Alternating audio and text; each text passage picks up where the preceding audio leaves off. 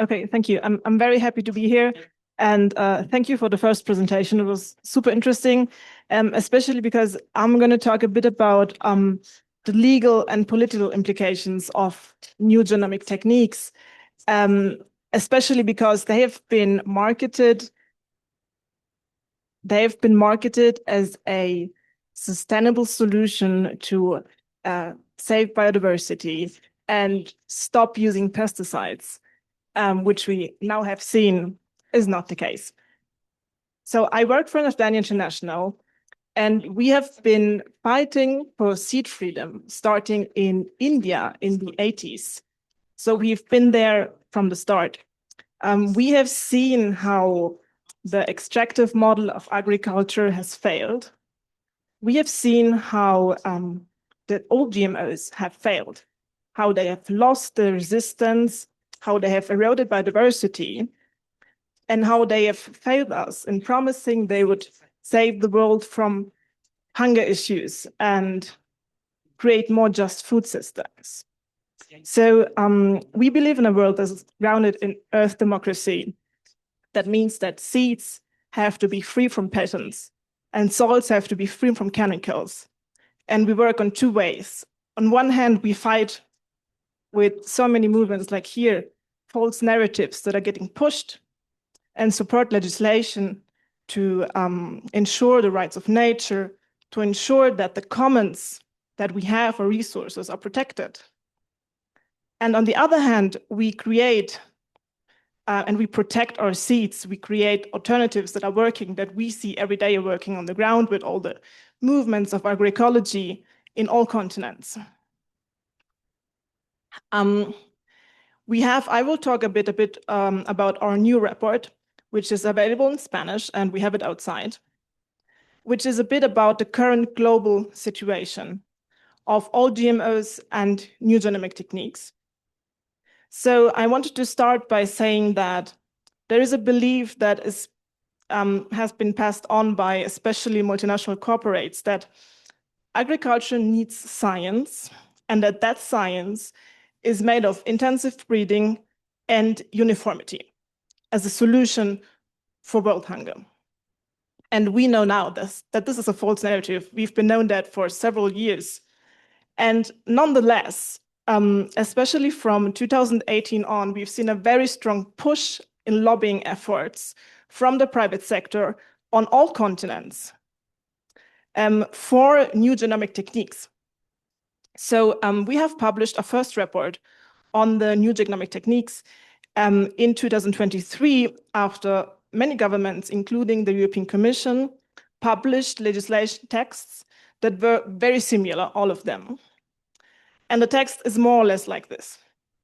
They say, new genomic techniques are precision tools for gene editing that do not contain foreign DNA. And for that, the seeds are to be treated equivalent to natural occurring seeds.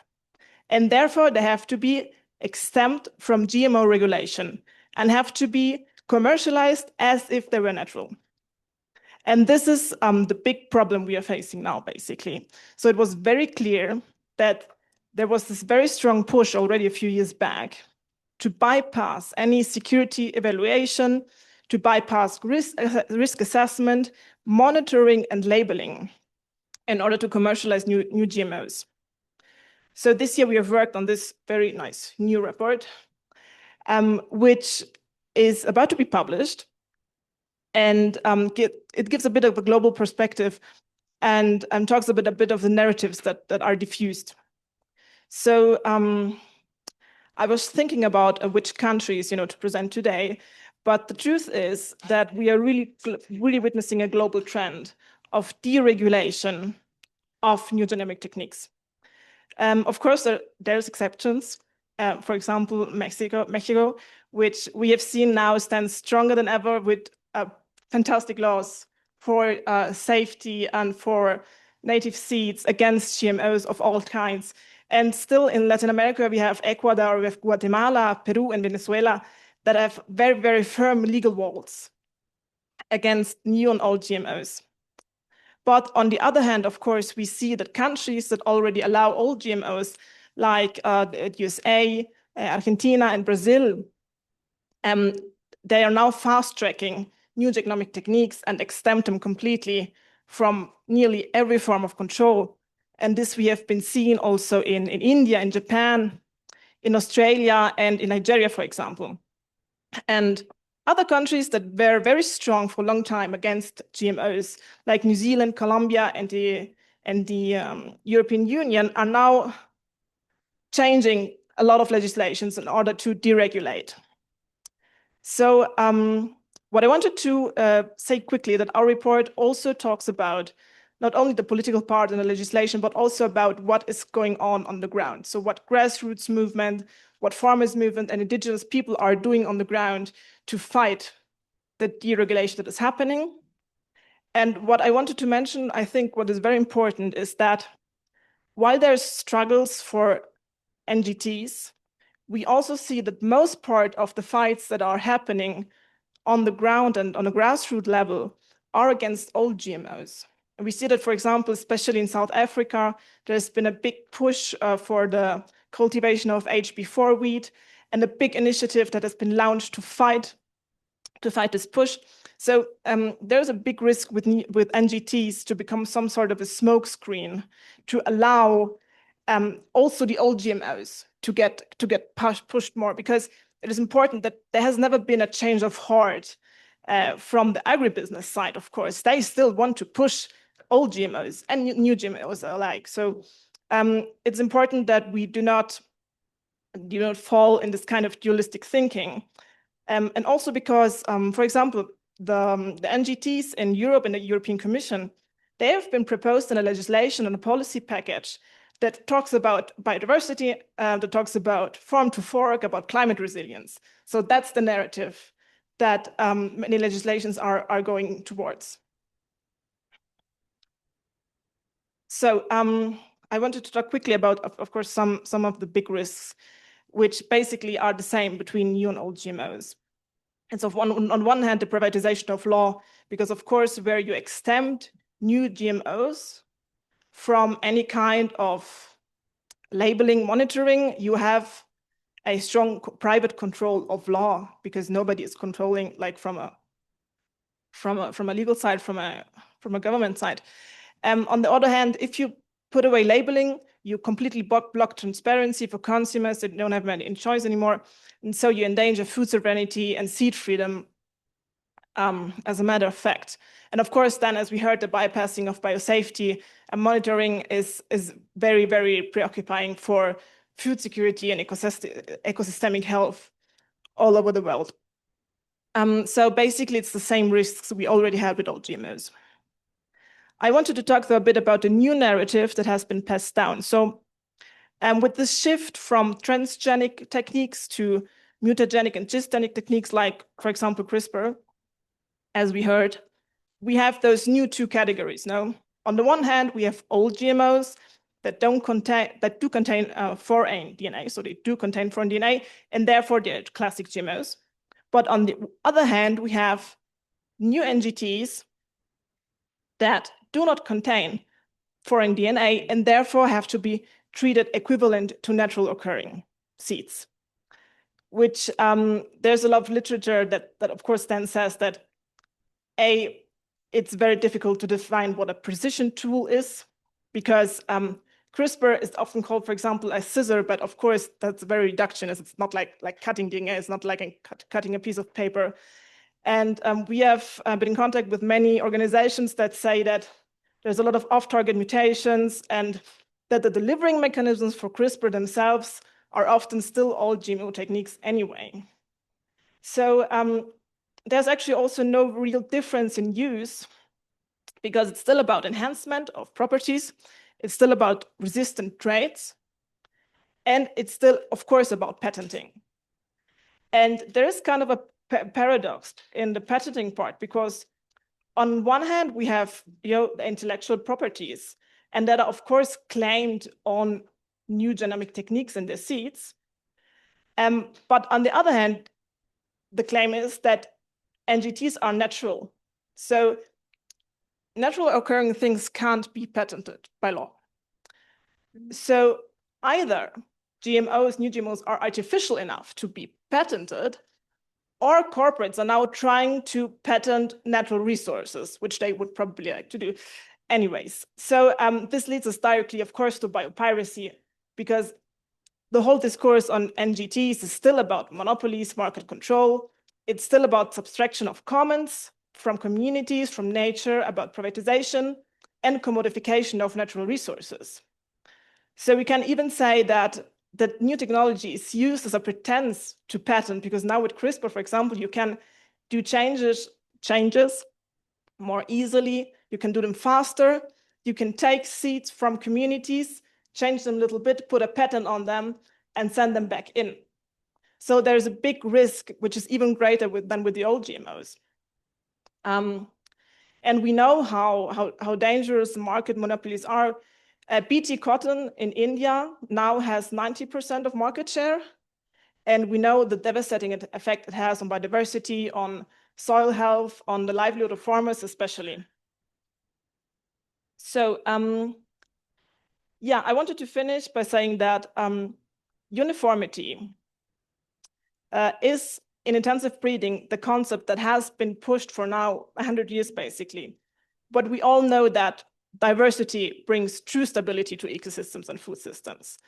Resistance traits in GMOs will always be countered by ecosystems because they change, they adapt. And so there can never be a stable solution by genetic modification in that sense.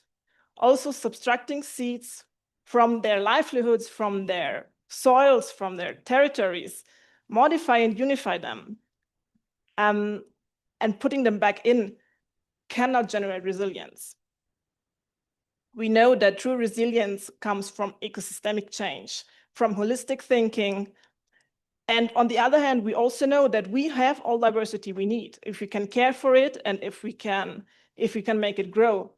Navdanya has been leading and creating community-led seed banks in India for a long time. And for example, when in Odisha, a typhoon hit and flooded rice paddies with salt water, there was a resilient sort of rice that then could have, was brought in again and allow people to grow that rice again. So actually, we have to work on the fact that we do have the varieties we need already. We take them, we conserve them, we enhance them, and therefore GMOs are not necessary. We don't need them. So to answer the question of agriculture and science, it's important that we know what kind of science is needed in agriculture and who exercises it, because there is science of diversity, there is science that is led by communities, by participatory approaches.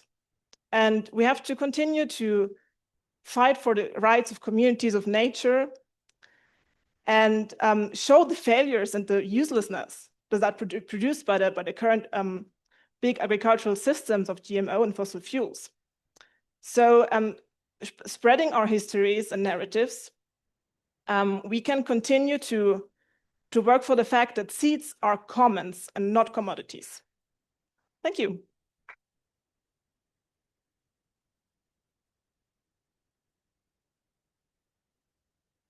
Muchísimas gracias. Sí, aquí vienen más claves, ¿no? Puntos claves. La diferencia entre los OGMs. Por suerte, no por suerte, por la gran lucha que tuvimos para modificar la Constitución en México, donde está prohibido la siembra de todos los maíces genéticamente modificados, primero pusieron, primero pusieron transgénicos y decimos, pues no.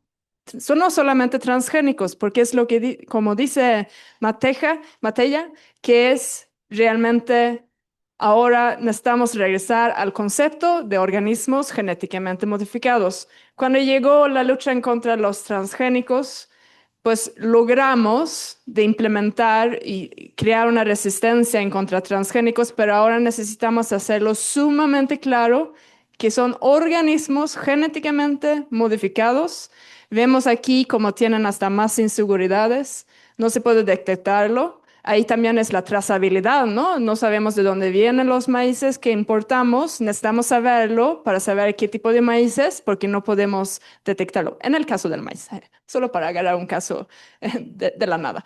Pero bueno, ahí entonces vemos y también porque es tan peligroso estas herramientas que no se puede detectarlos, ¿no? Entonces, en México no, sí se ve muy bien, muy bonitos, sobre todo desde fuera, pero seguimos en la lucha porque sí siguen presionando también aquí, que dicen que no son, ya van a decir que no son organismos genéticamente modificados. No sé cómo los van a llamar, ¿va? Pero edición genética que sea otra categoría. Entonces, ahora mismo estamos también luchando para eso, que sigue esa, que está en la Constitución mexicana. No hay leyes secundarias, necesitamos implementarlo y realmente hacerlo realidad. Por eso también seguimos en la demanda colectiva en contra del maíz genéticamente modificado. Pero sí, ese sí es como, ahora sí se entiende más, y se entiende cómo las presiones han sido pues en la Unión Europea, en Estados Unidos, y que están logrando decir que estos no son peligrosos. Y ahí la contradicción, ¿no? No, pues no, son naturales, pero sí los queremos patentar. Son naturales, pero naturalmente los hicimos nosotros. Bueno, a ver si ahí podemos agarrar en propuestas cuando pensamos en propuestas. Porque ahora vamos a seguir y regresamos a la ciencia con la doctora María Elena Madragón de la UNAM y te voy a dar la palabra. Muchas gracias. Ah, bueno, buenos días a todas y todos. Muchas gracias por la invitación. Me siento muy contenta de poder estar aquí y de escucharles y compartir. Muchas gracias. Bueno, yo solo como para presentarme un poco y entender pues el sentido de mi presentación. Si bien yo estudié en la Facultad de Química, Química de Alimentos, después hice un posgrado en Filosofía de la Ciencia